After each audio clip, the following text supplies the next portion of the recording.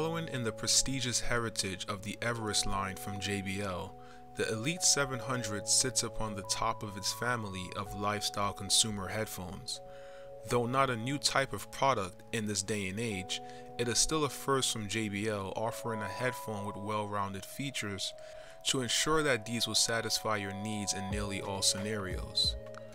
The packaging is typical of a premium headphone, offering that grand appearance once you open the flap to reveal the contents.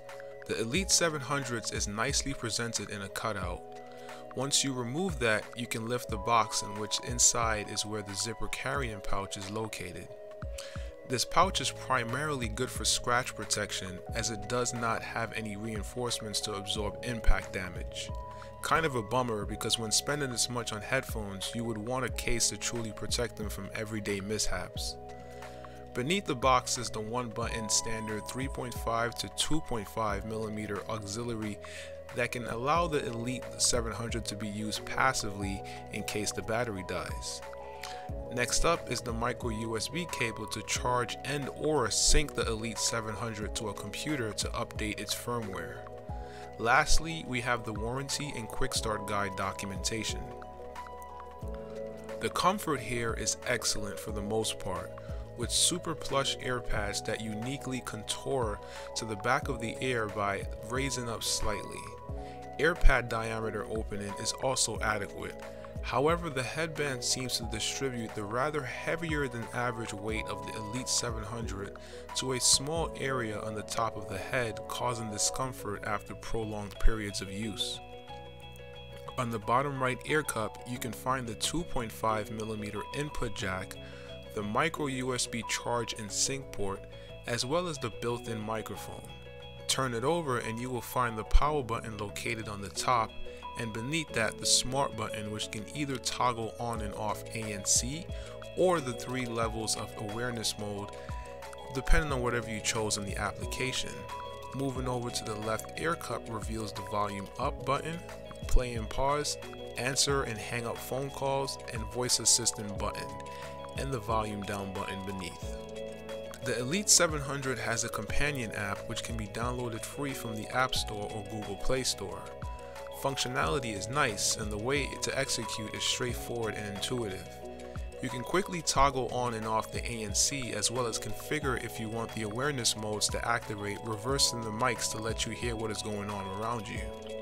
It can be adjusted for each ear independently or in a preset category of low, medium, high, or off.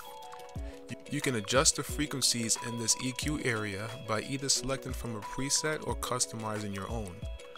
Moving back, you can disable or enable the auto off feature when there is no music playing or voice prompts, and configure what the smart button on the Elite 700 will trigger.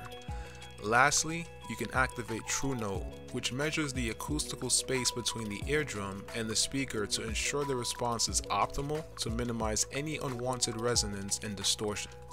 I am just going to get straight to the point and say it. The Elite 700 is, as of today, my favorite overall headphone, and I never expected them to be.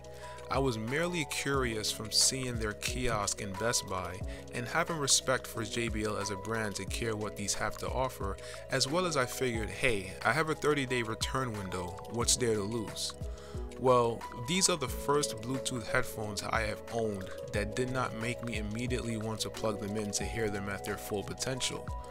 The wireless mode alone is simply excellent.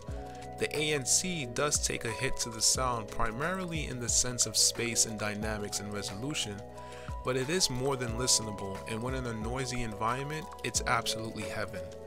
The ANC ability of the Elite 700 is roughly close to the QC25 from Bose, but not quite there. With ANC off, these sound great.